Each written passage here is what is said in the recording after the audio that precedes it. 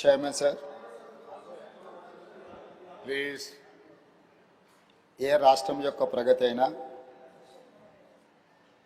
ఆ రాష్ట్రంలో ఉన్న నగరాల యొక్క నిర్మాణము, నిర్వహణ, ఆ రాష్ట్రానికి వస్తున్న పెట్టుబడులను బట్టి ఆ రాష్ట్ర ప్రగతి నిర్ణయించబడుతుంది.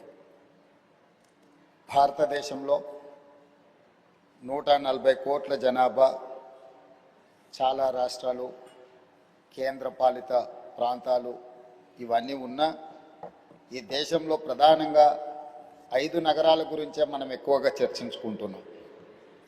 Delhi political capital, Mumbai financial capital, Bengaluru IT capital, Chennai manufacturing పర్టికులర్గా automobile industry capital, Hyderabad pharma and livable సిటీగా మనకు గుర్తింపు ఉంది. సో భారతదేశం యొక్క ఆర్థిక ప్రగతి, ఉద్యోగ ఉపాధి అవకాశాలు ఉండి ప్రపంచంలో ఈ దేశానికి గుర్తింపే ప్రధానంగా ఈ 5 నగరాల నుంచి మనకు గుర్తింపు ఉన్నదని మనం ఇక్కడ జ్ఞాపకం చేసుకోవాల్సిన అవసరం ఉన్నది అధ్యక్ష.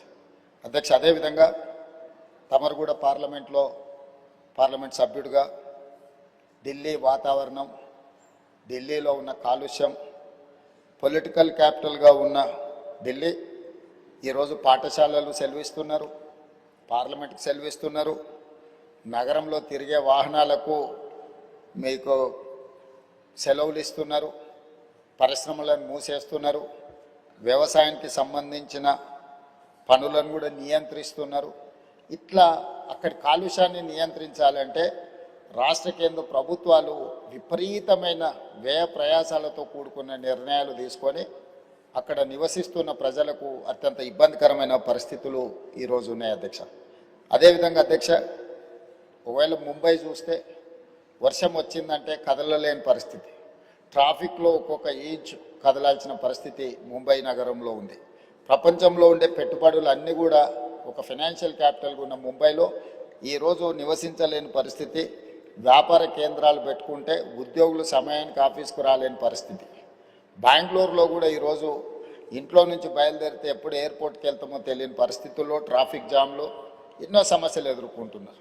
మన చెన్నైలో చూసిన వర్షం వస్తే చెన్నై నగరంలోనే పడవలలో తిరగాల్సిన పరిస్థితి. సో ఈ ప్రధానమైన 4 మెట్రోపాలిటన్ నగరాలను, వాటి అనుభవాలను చూసిన తర్వాత అత్యంత ప్రశాంతంగా ఒక అద్భుతమైన వాతావరణంలో, ఇంతకుముందు సభ్యులు మహేష్ కుమార్ గౌడ్ గారు చెప్పినట్టు Hyderabad is lakes and rock city అని ఒక ప్రత్యేకమైన గుర్తింపే కాకుండా కులీ కుతుబ్ షాయిలు, నిజాంలు, ఆ తర్వాత వచ్చిన ప్రభుత్వాలు ఈ నగరాన్ని నిర్మించి విస్తరించి ఒక చారిత్రాత్మకమైన నగరంగా హైదరాబాద్ను తీర్చిదిద్దారు. మీరు ఏ ప్రాంతానికైనా వెళ్ళండి, అది ఓల్డ్ సిటీ అని మనం చర్చించుకుంటున్నాం, కానీ అది ఒరిజినల్ సిటీ.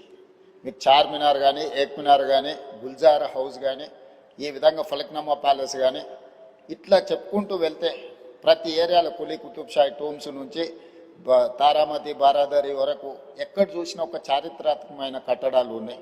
సలార్జంగ్ మ్యూజియం కానీ, సిటీ కాలేజ్ కానీ, ఉస్మానియా హాస్పిటల్ కానీ, హైకోర్టు కానీ, ఉస్మానియా యూనివర్సిటీ కానీ, ఈరోజు మనం ఉన్న ఈ టౌన్ హాల్ కౌన్సిల్, ఈరోజు మనం ఇక్కడ ఒక అద్భుతమైన నిజాం కట్టించిన ఒక అద్భుతమైన పురాతన భవనంలో ఈరోజు మనం సభ నిర్వహించుకోవడం, ఇంత గొప్ప శోభతో కూడుకున్న సభలో ఈరోజు మనం పనిచేస్తున్నాం అధ్యక్ష.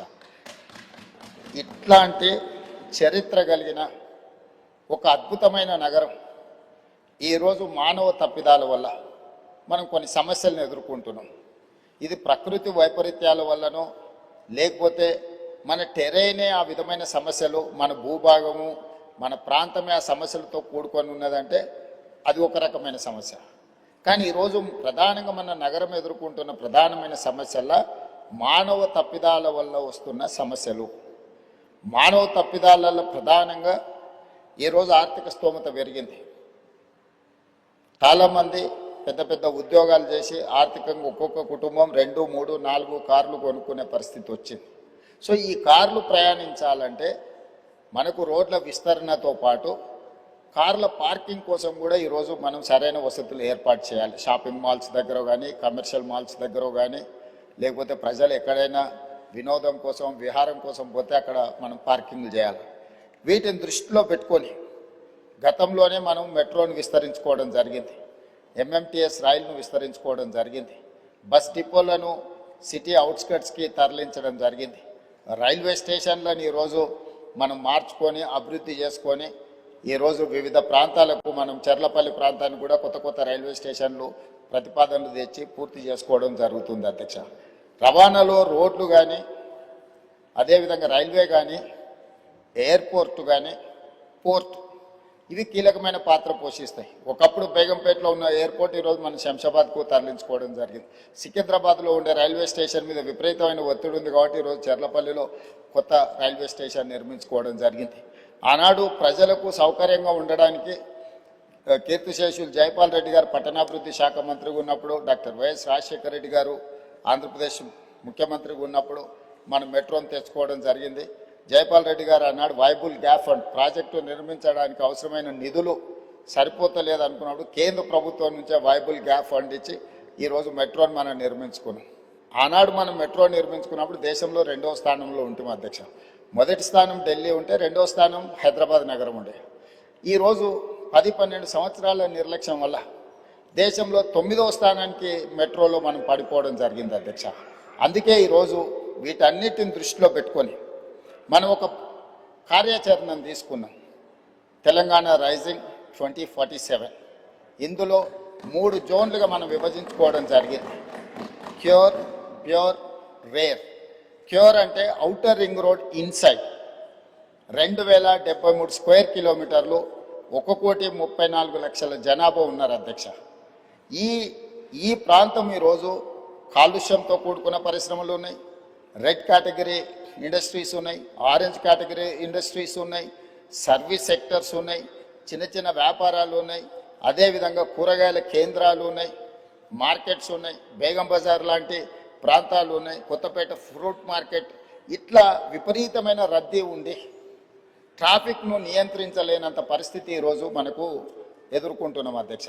అందుకే ఈరోజు ప్రభుత్వం ఈ ప్రాంతాలను 3 జోన్లుగా విభజించిన తెలంగాణ రాష్ట్రాన్ని సంపూర్ణంగా. Outer ring road inside 2073 square కిలోమీటర్లను కోర్ అర్బన్ రీజన్ ఎకానమీగా, అంటే ఇది ఒక నివాసయోగ్యమైన ప్రాంతమే కాదు, ఆర్థికంగా రాష్ట్రానికి ఆదాయం తెచ్చిపెట్టే ప్రాంతంగా గుర్తించి ఈ ప్రాంతాన్ని ప్రక్షాళన చెయ్యాలని, ఈ ప్రాంతంలో ఉన్న పరిశ్రమలను తరలించడం ద్వారా ఆ పరిశ్రమలో ఉన్న ప్రాంతము ఈరోజు మనకు మల్టీ యూజ్ జోన్కి మార్చుకుంటే నిర్మాణాలకు అవకాశం ఉండి మధ్యతరగతి దిగువ తరగతి వాళ్ళు ఇల్లు కొనుక్కోవాలంటే వాళ్ళ కళ నెరవేరుతుంది, వాళ్ళు ఉన్న ప్రాంతంలోనే వాటిని నిర్మించుకోవడానికి అవకాశం ఉందని చెప్పి ఈరోజు బాలానగర్ కానీ, జీడిమెట్ల కానీ, నాచారం కానీ ఇతర ప్రాంతాలలో ఉన్న పరిశ్రమలు దాదాపుగా 9,000 ఎకరాల భూమి, రోడ్లు, లేఅవుట్లు, పార్కులు పోతే 4,500 దాకా దాదాపుగా శ్రీధర్ బాబు గారు వివరాలు చెప్తారు. ఈ భూమి అంతా కూడా ఇక్కడ కాలుష్యం వెదజల్లుతున్న పరిశ్రమలు ఉన్నాయి. ఈ కాలుష్యం వెదజల్లుతున్న పరిశ్రమలను ఔటర్ రింగ్ రోడ్ అవుట్ సైడ్కి తరలిస్తే ఈ భూమి అందుబాటులోకి వస్తే అపార్ట్మెంట్స్ నిర్మాణం కానీ, హౌసింగ్ కాలనీస్ కానీ వస్తే చాలామంది మధ్యతరగతి దిగువ తరగతి వాళ్ళు ఇల్లు కొనుక్కోవడానికి అవకాశం ఉంటుంది, నివాసయోగ్యమైన ప్రాంతంగా ఉంటుంది. ఈ కాలుష్య పరిశ్రమలను తరలించడం వల్ల ఇక్కడ కాలుష్యాన్ని నియంత్రించినట్టు ఉంటుంది అనేది మొట్టమొదటి ప్రణాళిక అధ్యక్ష. అదేవిధంగా రోడ్లను 3 రకాలుగా విభజించినాం అధ్యక్ష. 1 underpass, 2 surface, 3 elevated corridors.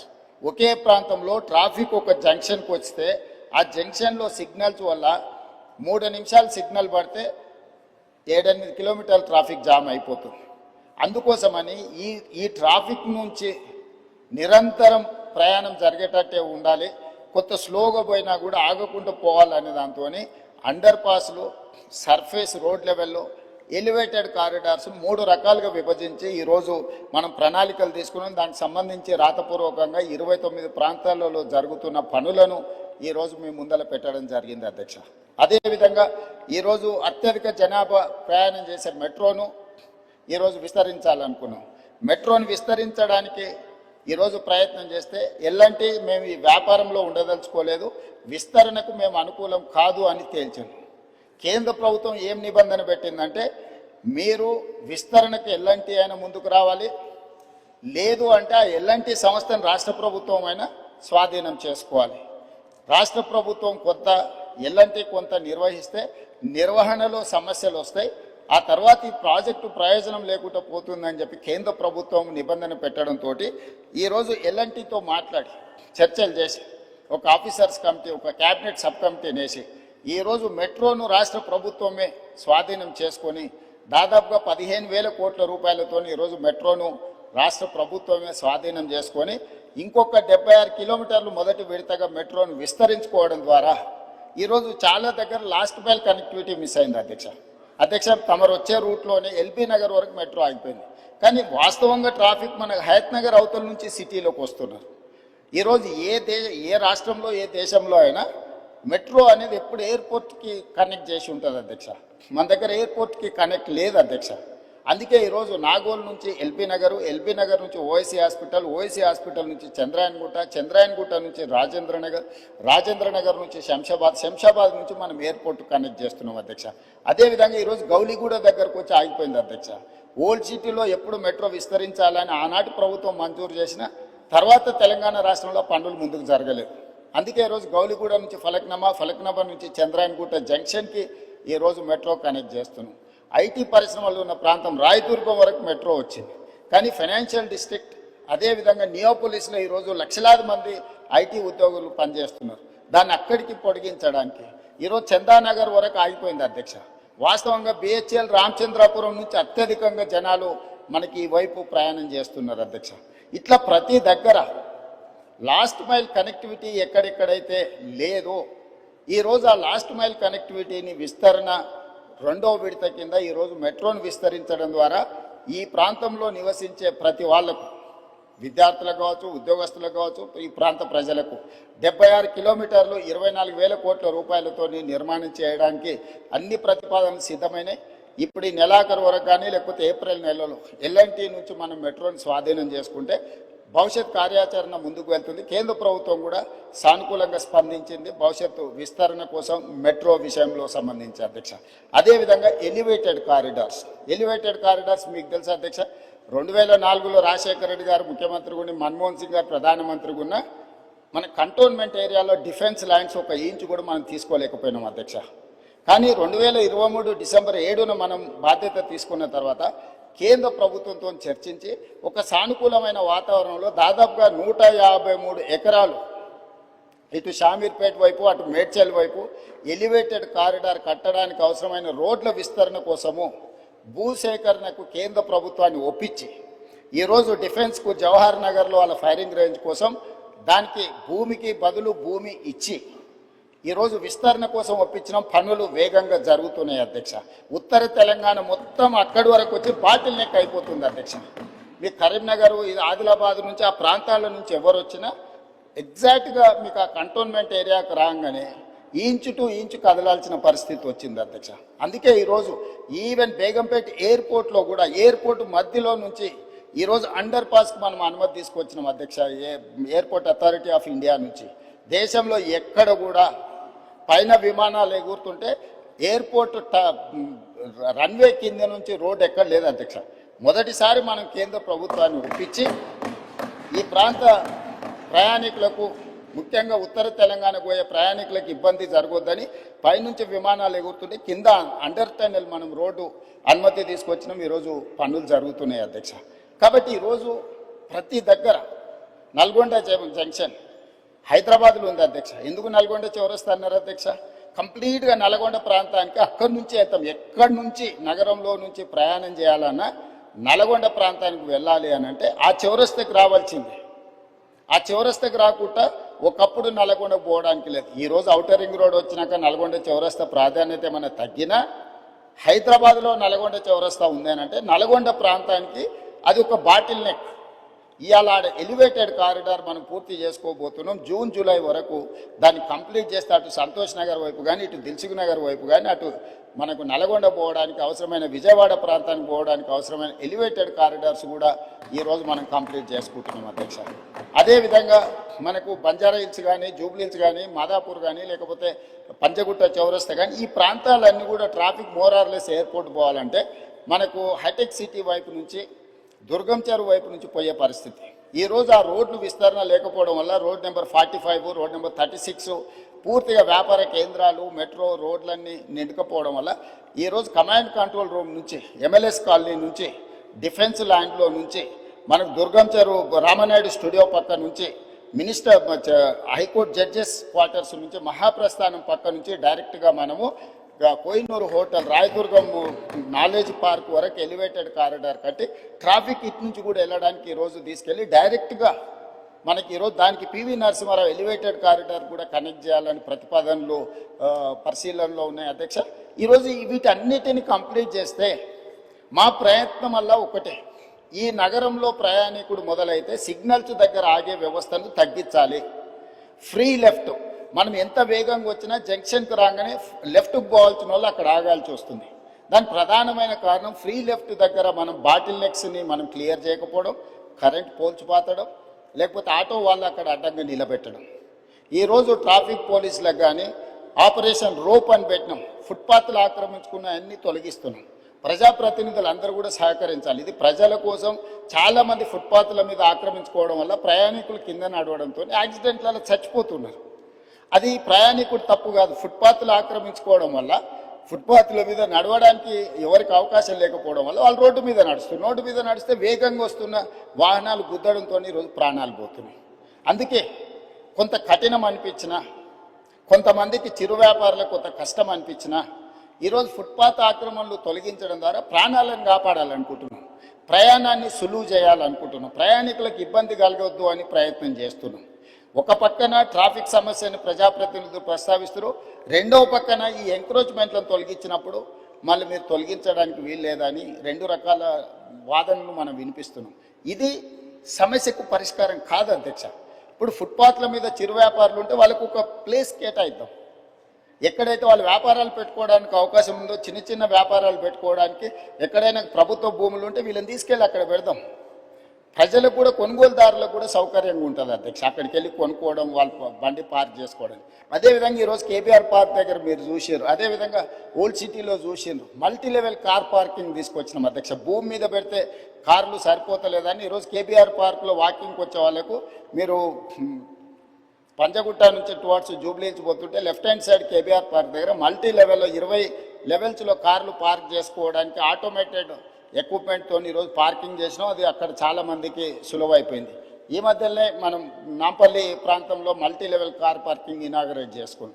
So ఇదన్నీ కూడా రిఫార్మ్స్లో భాగంగా, ఒకటి వాహనాలు ప్రయాణించడానికి అవసరమైన ఏర్పాట్లు చేయడం, రెండు నిలుపుకోవాలనుకున్న వాహనదారులకు రోడ్డు మీద లేకపోతే ఇతర ప్రాంతాలలో పార్కింగ్ లేకపోవడం వల్ల మల్టీ లెవెల్ కార్ పార్కింగ్ ఏర్పాటు చేయడం.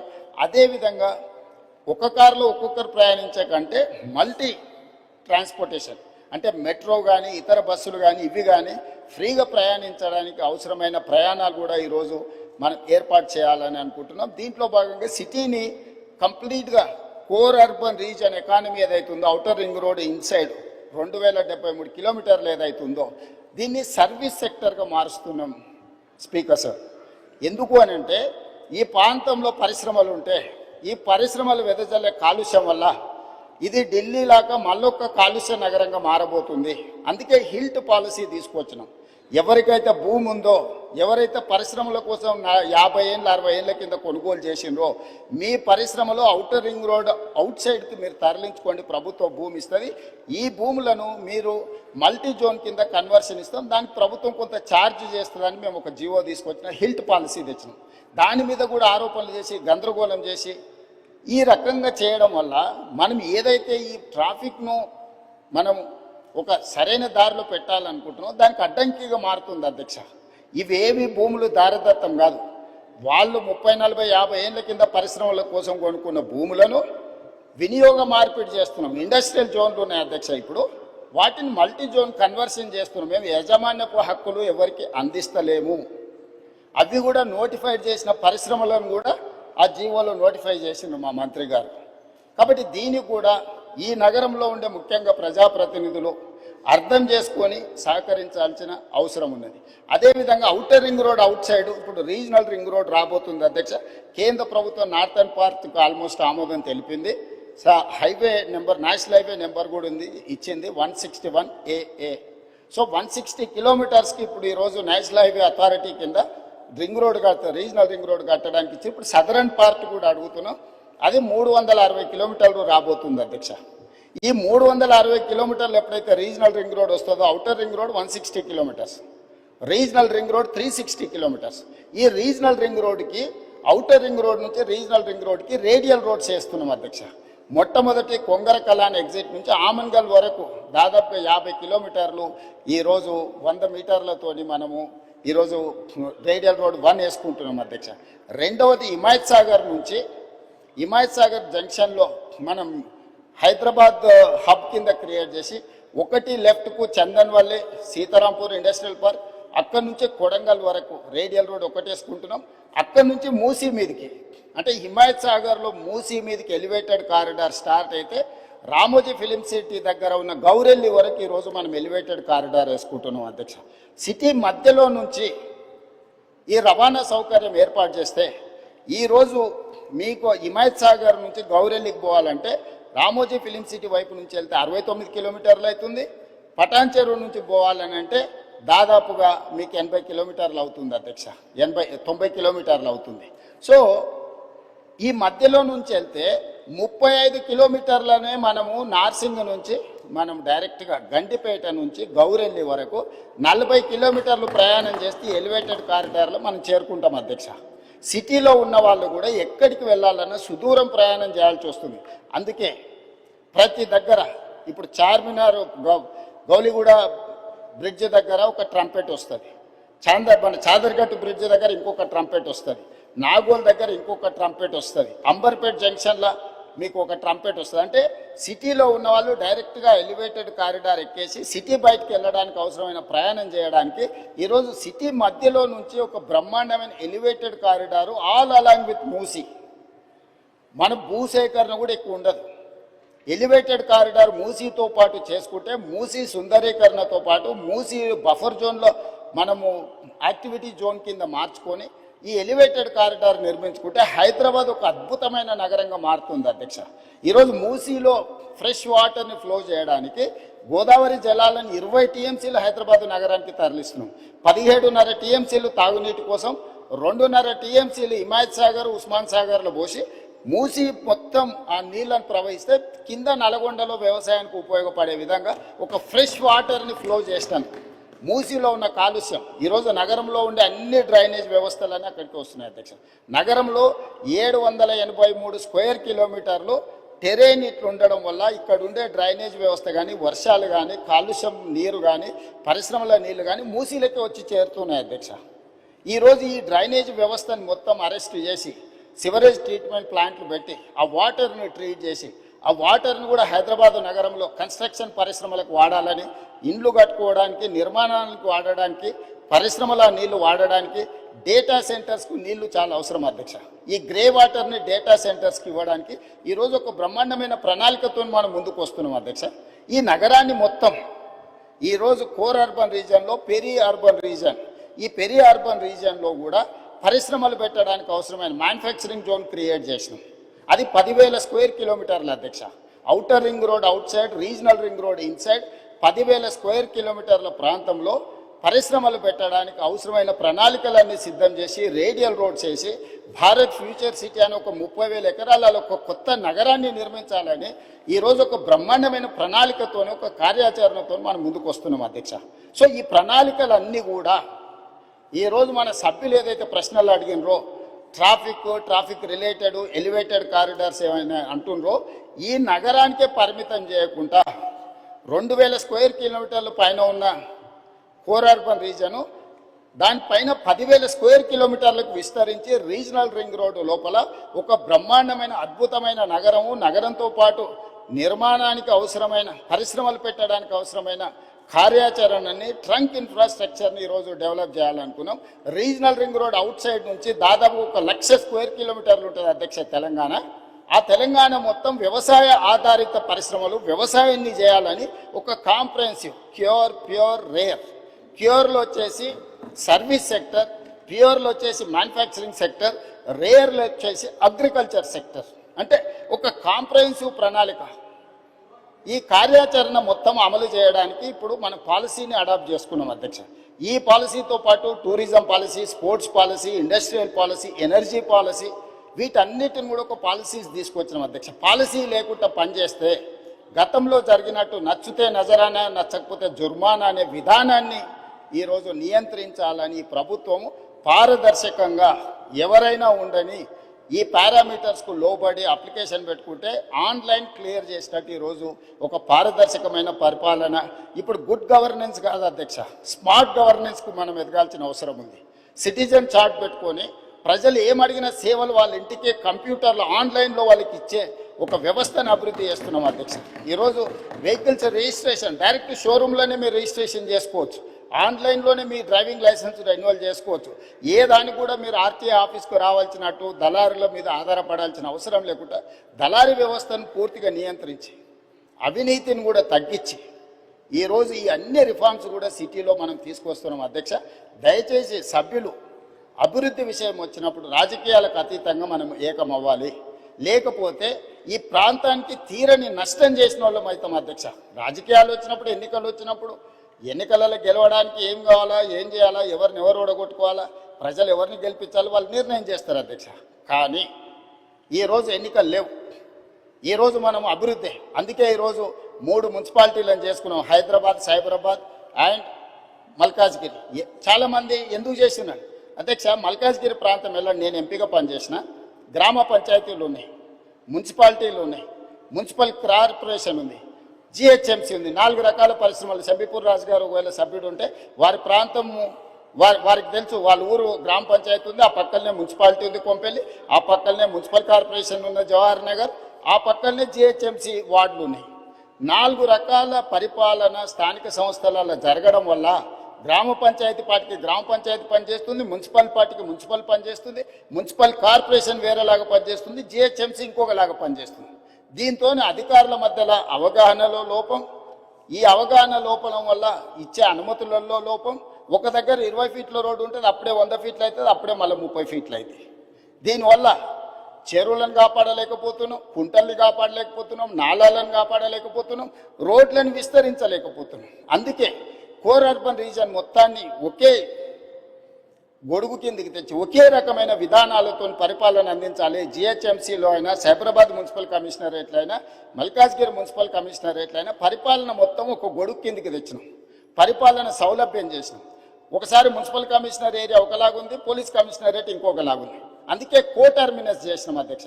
ఈరోజు Cyberabad commissioner, Cyberabad municipal commissioner, police commissioner కూర్చుంటే ఎగ్జాక్ట్గా బౌండరీతో సహా మున్సిపాలిటీలో జోనల్ కమిషనర్స్ను వాళ్ళని డీసీపీ వ్యవస్థలుగా చేసినాం. ఒక డీసీపీ ఒక జోనల్ కమిషనర్ కూర్చున్నాడంటే ఎగ్జాక్ట్గా ఒక ఇంచు కూడా, ఒక ఇల్లు కూడా తేడా లేకుండా ఏ నిర్ణయం తీసుకుని అమలు చేసినట్టు, ట్రాఫిక్ కావచ్చు, నిర్మాణం కావచ్చు, లేకపోతే కాలుష్య నియంత్రణ కావచ్చు. సో ఈ రకంగా చేసుకున్నాం. మిగతా రంగారెడ్డి ప్రాంతాన్ని మనం ఫ్యూచర్ సిటీ కమిషనరేట్ కింద పోలీస్ కమిషనరేట్ చేసినాం అధ్యక్ష. భువనగిరిని మనం ఎస్పీగా జిల్లాగా చేసుకున్నాం, సంగారెడ్డిని ఎస్పీగా జిల్లా చేసుకున్నాం, ఆ పక్కన ఉండే వికారాబాదును ఎస్పీ జిల్లా కింద చేసుకున్నాం. 4 పోలీస్ కమిషనరేట్లు, 3 జిల్లాలు, 70% తెలంగాణ ఆదాయం ఇక్కడి నుంచే వస్తుంది అధ్యక్ష. విస్తరణ కూడా జరగాల్సిన ప్రాంతం ఈ ప్రాంతంలోనే ఉంది అధ్యక్ష. అందుకే ఒక బృహత్తరమైన ప్రణాళికను తీసుకొని వచ్చి ఈరోజు ఒక ప్రణాళికబద్ధంగా అభివృద్ధి చేయాలనుకుంటున్నాం అధ్యక్ష. అడాక్ బేసిస్ మీద చేస్తలేం. భవిష్యత్ ప్రణాళికల్ని దృష్టిలో పెట్టుకొని 2034 వరకు ఏం చేయాలి, 2047 వరకు ఏం చేయాలి, దాని ప్రకారం కార్యాచరణ ఎట్లుండాలి, ఒక రోడ్ మ్యాప్ తయారు చేసుకున్నాము. దయచేసి సభ్యులందరికీ కూడా మీ ద్వారా, తమ ద్వారా నేను విజ్ఞప్తి చేస్తున్నా, ఈ విషయానికి వచ్చినప్పుడు రాజకీయాలకు అతీతంగా వ్యవహరిద్దాము. ఈరోజు అహ్మదాబాదులో సబర్మతి రివర్ ఫ్రంట్ చేసిరు, అద్భుతం అంటారు. 60,000 ఫ్యామిలీలను రీలొకేట్ చేసింది అధ్యక్ష. 10,000 ఫ్యామిలీలకు ఈరోజు కూడా నష్టపరిహారం ఇవ్వలేదని సుప్రీంకోర్టు వరకు కేసు కొట్లాడుతారు. నిన్నగాక మన ఢిల్లీలో యమునా నది ప్రక్షాళన పేరు మీద యమునా నదిని విస్తరించుకుంటాం, అద్భుతంగా చేసుకుంటాం అని ఢిల్లీ ప్రభుత్వం అంటుంది అధ్యక్ష. ఉత్తరప్రదేశ్లో గంగా నది ప్రక్షాళన చేసినాం, వారణాసిని ప్రక్షాళన చేసినామని కొన్ని రాజకీయ పార్టీలు, ప్రజాప్రతినిధులు అంటున్నారు. మేము ఎప్పుడు వాటిని వ్యతిరేకించలే. గుజరాత్లో సబర్మతి రివర్ ఫ్రంట్కి mayor from Congress, chief minister from BJP Narendra Modi, Congress mayor, Gujarat ముఖ్యమంత్రి నరేంద్ర మోడీ గారు ఇద్దరు కూర్చొని సబర్మతి రివర్ ఫ్రంట్ను పనులు చేయడానికి పునాది రాయేసి కలిసి పనిచేసింది అధ్యక్ష.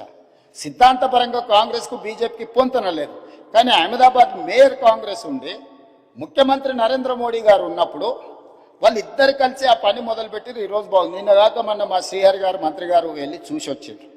చామల కిరణ్ రెడ్డి ఎంపీ గారు నల్గొండ నుంచి బీర్ల ఐలయ్య గారు వీళ్ళందరూ పోయి చూసి వచ్చారు. అంతకంటే ముందు సిటీలో ఉండే మేయర్తో పాటు కార్పొరేటర్స్ని అందరినీ నేను అక్కడికి పంపించిన, కొంతమంది మిత్రులను విదేశాలకు పంపించిన ఎమ్మెల్యేలను, మీకు సౌత్ కొరియా పోయి చూసిరా పోండి అండి.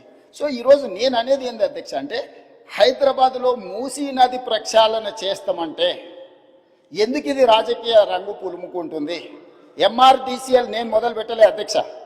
నిన్నగాక మొన్న సిరిసిల్ల ఎమ్మెల్యే గారు చెప్పారు, మూసీ రివర్ డెవలప్మెంట్ కార్పొరేషన్ లిమిటెడ్ని మేమే ప్రారంభించినాము అన్నారు. అవును, మీరే ప్రారంభించారు, ప్రణాళికలు మీరే చేసారు, మీరు అర్థాంతరంగా వదిలేసారు. మేము ఇప్పుడు దాన్ని కొనసాగిస్తామంటున్నాం. మీరు మొదలుపెట్టినప్పుడు 10,000 కుటుంబాలను మేము బుల్డోజ్ చేసి కొట్టేస్తామని మీరు మాట్లాడింది సభలో ఉంది. ఆనాటి మాజీ ముఖ్యమంత్రి గారు ఈ రోజు ఉన్న 2016లో వాళ్ళే బఫర్, మూసీ నది పక్కన 50 మీటర్ల బఫర్ జోన్ కూడా వాళ్ళే నిర్ణయించారు. ఆ రోజు మేము నిర్ణయించలే. ఈ రోజు మేము అమలు చేస్తామంటే మీకున్న అభ్యంతరం ఏంది? ప్రభుత్వం అధికారికంగా కార్యక్రమాన్ని ఏర్పాటు చేసింది. అయ్యా, దీన్ని ముందు కొనసాగించడానికి ఏం చేయాలో మీకు సలహాలు సూచనలు ఇవ్వండి, ప్రభుత్వం ఆమోదిస్తుందని. సలహాలు సూచనలు ఇవ్వడానికి రాలేదు. ఆన్లైన్లో పెట్టినాము. ఆన్లైన్లో పెట్టినప్పుడు దాన్ని చూసి ఏం సలహాలు ఇస్తారో ఇవ్వండి. ఆపాలనే ఆలోచన తప్ప మీరు ఏ సూచన అయినా చేయండి. ఈరోజు మూసీ నది ప్రక్షాళన అత్యవసరము. నల్గొండ జిల్లా ప్రజల్ని ఒకసారి గుర్తు చేసుకుంటే ఎవ్వరు కూడా దీన్ని ఆపే ప్రయత్నం చేయరు. ఈరోజు రంగారెడ్డి జిల్లా హైదరాబాదులో ఉండే కాలుష్యము, పరిశ్రమలు, శవాల కలేబరాలు, మనుషుల శవాలతో సహా కొట్టుకుపోయి నల్గొండకు ప్రాణాంతకంగా తయారైంది అధ్యక్ష. నేను నవంబర్ 8, 2025 నాడు 2024 నాడు అక్కడికి వెళ్ళి 2024 నవంబర్ 8 రోజు నేను పోయి పాదయాత్ర చేస్తే ఆ ప్రాంతంలో మహిళలు వచ్చి చాలా ఆవేదన భరితమైన అంశాలు నా దృష్టికి తీసుకొచ్చారు. కొత్తగా పెళ్ళి అయితే పిల్లలు ఎవరు ఆ ప్రాంతంలో ఉండడం లేదు, అక్కడ పండించిన పంటలు తిన్నా, అక్కడ బోర్లలో నీళ్లు తాగినా పుట్టబోయే పిల్లల మీద విపరీతమైన ప్రభావం చూపిస్తుందని చెప్పి మహిళలు వచ్చి చెప్పినప్పుడు నేను ఆలోచన చేసిన అధ్యక్ష, వీళ్ళకు విముక్తి కలిగించాలి కదా, మనకు అవకాశం వచ్చినప్పుడు ఒక మంచి పని చేయాలి కదా, ఆ మంచి పని చేయడానికి మనం ప్రయత్నం చేయాలి కదా అని ప్రణాళికలు రచించినాం అధ్యక్ష. ఆ ప్రణాళికలలో మీరు అందరు చదువుకున్నోలే కదా, ఆడ డాక్టర్లు ఉన్నారు, మేధావులు ఉన్నారు, చాలా సంవత్సరాలు ప్రజల కోసం పనిచేసిన అని చెప్పుకునే వాళ్ళు ఉన్నారు. మీరు చదవండి డాక్యుమెంట్లో, మీరు సజెషన్ ఇవ్వండి. ఆపాలనేది కాకుండా ముందుకు వెళ్ళడానికి అవసరమైన మీ సలహాలు ఇవ్వండి. మీరు సలహాలు ఇస్తే మాకు అభ్యంతరం లేదు, ఆ సలహాలను మా ప్రభుత్వం స్వీకరిస్తుంది.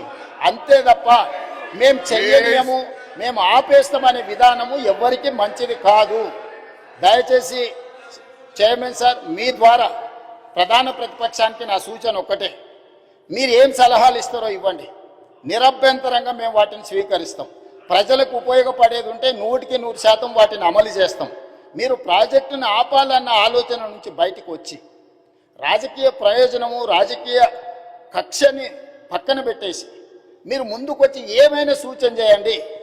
ఈ ప్రభుత్వం ఓపెన్ మైండ్తో ఉంది. ఒకవేళ నన్ను కలవడానికి మీకు అభ్యంతరం ఉంటే మా శ్రీధర్ బాబు గారు రంగారెడ్డి జిల్లా ఇన్ఛార్జ్ మినిస్టర్, పొన్నం ప్రభాకర్ గారు హైదరాబాద్ ఇన్ఛార్జ్ మినిస్టర్, ఆ మంత్రులతోనూ కమిటీ వేస్తా. డిప్యూటీ సీఎం గారు, శ్రీధర్ బాబు గారు, పొన్నం ప్రభాకర్ గారితో ఒక క్యాబినెట్ సబ్ కమిటీ వేస్తా. మీకు ఏమైనా సూచనలు ఉంటే క్యాబినెట్ సబ్ కమిటీకి సబ్మిట్ చేయండి. డెఫినెట్గా we will examine, we will take a final decision. ఈ కన్సెన్సస్ బిల్డ్ చేసి చేయాలనుకుంటున్నాం అధ్యక్ష. ఉన్న పలంగా మేమేదో కూలగొట్టేస్తాం, మేమేదో కట్టేస్తామని ఇట్లాంటి ప్రచారాలు మానండి. నిన్నగాక మన ఒక అపార్ట్మెంట్కి సంబంధించిన బాధితులు ఆపండి ఆపండి అంటారు. మేము అడగనే లేదు, మీకు ఈ ప్రాబ్లం ఉందని చెప్తున్నాం. మీకు సమస్య ఉంది, ఈ సమస్యను ఎట్లా కావాలనో చేయండి అని అంటే మీరు దాన్ని ప్రచారం కోసం వాడుకోకండి. ఈరోజు ఆడ గాంధీ సరోవర్ కట్టడానికి 98 ఎకరాలు డిఫెన్స్ ల్యాండ్ కేంద్ర ప్రభుత్వం ఇస్తుంది అధ్యక్ష. టూరిజం దగ్గర రాష్ట్ర ప్రభుత్వం దగ్గర ఇంకొక 100 ఎకరాల ల్యాండ్ దాదాపు ఉంది. ఆ అపార్ట్మెంట్స్ ల్యాండ్ తీసుకోకపోయినా ప్రభుత్వానికి ఆ ప్రాజెక్టుకి ఎలాంటి ఇబ్బంది లేదు. ఆ ప్రాజెక్టులో అపార్ట్మెంట్స్లో ఉన్న మిత్రులకు నేను చెప్పేది ఒకటే, 2005-06లో మీరు పర్మిషన్ తెచ్చుకున్నప్పుడు అది చిన్న నాలా కింద చూపించి 9 మీటర్ల బఫర్ జోన్ చూపించి మీరు అనుమతులు తెచ్చుకున్నారు. 2012లో 2016లో బఫర్ జోన్ 50 మీటర్లకు, అది మూసీ నది పరివాహక ప్రాంతం కాబట్టి 50 మీటర్ల బఫర్ జోన్ డిఫైన్ అయిపోయింది. 50 మీటర్ల ప్రకారం మార్క్ చేస్తే సగం అపార్ట్మెంట్స్ ఈరోజు బఫర్ జోన్లో ఉన్నాయి. రేపు భవిష్యత్తులో అది కొనుక్కోవడానికి అమ్ముకోవడానికి పనికిరాదు. రేపు భవిష్యత్తులో ఏమీ చేసుకోలేరు, మీకు నష్టం జరుగుతుందని మాత్రమే చెప్తున్నాము.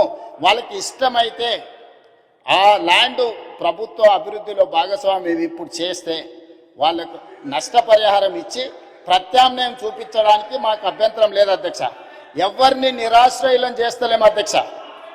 అధ్యక్ష నా సూచన ఒక్కటే అధ్యక్ష, నా సూచన ఒక్కటే చైర్మన్ సార్, మూసీ పరివాహక ప్రాంతంలో ఉన్న ఎవరైతే నివసిస్తున్నారో తమరి ద్వారా రాష్ట్ర ప్రభుత్వం ఇస్తున్న మాట, ఎవరిని నిరాశ్రయులం చెయ్యము, పునరావాసం కల్పిస్తాము. నిరాశ్రయులం చేసి వీధిలో పడేయడం వేరు, అభివృద్ధిలో భాగంగా నష్టపోతున్న వాళ్ళకు పునరావాసం కల్పించడం వేరు. రాష్ట్ర ప్రభుత్వం ప్రతి ఒక్కరికి పునరావాసం కల్పిస్తుంది, మెరుగైన జీవన విధానానికి అవసరమైన ప్రమాణాలను పెంచుతుంది, విద్య వైద్యాన్ని అందిస్తుంది, మహిళా సంఘాలకు వ్యాపారం చేసుకోవడానికి అవసరమైన ఆర్థిక సహాయాన్ని అందిస్తుంది. ఎవరిని కూడా నిరాశ్రయులను చెయ్యము. తమరి ద్వారా ఆ నిర్వాసితులని వీళ్ళు ఏదైతే వాళ్ళని ఉసిగొల్పుతున్నారో వాళ్ళకి నేను మాటిస్తున్నా అధ్యక్ష, ఏ ఒక్కరికి కూడా నష్టం చెయ్యము. మీకు మెరుగైన వసతులను ఏర్పాటు చేసి మిమ్మల్ని తరలిస్తాము. కాబట్టి ప్రాజెక్టు నిర్మించుకుంటూనే దానివల్ల ఎవరికైనా ఇబ్బంది కలిగితే వాళ్ళకి ప్రత్యామ్నాయ ఏర్పాట్లు చేద్దాం అధ్యక్ష. మీరు స్పష్టంగా సభ్యులందరూ కూడా మీరు చెప్పండి అధ్యక్ష. నేను మీ ద్వారా మూసీ పరివాహక ప్రాంతంలో నివసిస్తున్న పేదలకు నేను అష్యూర్ చేస్తున్నా, నేను అసెటైన్ చేస్తున్నా, ఎవరు రాజకీయ ప్రయోజనాల కోసం మిమ్మల్ని ఉసిగొల్పాలన్నా మీ భావోద్వేగాలను స్వార్థ ప్రయోజనాలకు వాడుకోవాలనుకుంటే వాళ్ళ ఉచ్చులో పడకండి. నేను అధికారులను మీ దగ్గరికే పంపించినా, మళ్ళీ పంపిస్తా, ప్రజాప్రతినిధులను పంపిస్తా. ఎంఐఎం పార్టీతో నేను చర్చించి ఎమ్మెల్యేలతో మాట్లాడినా, దాదాపుగా 7 మంది ఎమ్మెల్యేలు ఆ పరివాహక ప్రాంతంలోనే ఉన్నారు. ఆ పార్టీ అధ్యక్షునితో మాట్లాడినా, ఆ ఎమ్మెల్యేలతో మాట్లాడినా, బఫర్ మార్క్ మూసి పరివాహక ప్రాంతాన్ని నిర్ణయించి బఫర్ జోన్ను నిర్ణయించి ఎవరెవరు బాధితులు వాళ్ళందరినీ కూడా ఏ రకంగా వాళ్ళకు సహాయం అందించాలో ఆ సహాయాన్ని అందించే బాధ్యత ఈరోజు ప్రభుత్వం తీసుకుంటుంది. కాబట్టి దయచేసి అపోహలు సృష్టించకండి, అనవసరమైన రాద్ధాంతం చెయ్యకండి. హైదరాబాదు నగరాన్ని అభివృద్ధి చేసుకుందాం. సభ్యులు ఒక మంచి ప్రశ్న అడిగినారు, అందుకే సుదీర్ఘంగా తమరి ద్వారా నగర ప్రజలకు రాష్ట్ర ప్రజలకు వివరించే అవకాశం కల్పించినందుకు తమరికి ధన్యవాదాలు తెలియజేస్తున్నా అధ్యక్ష.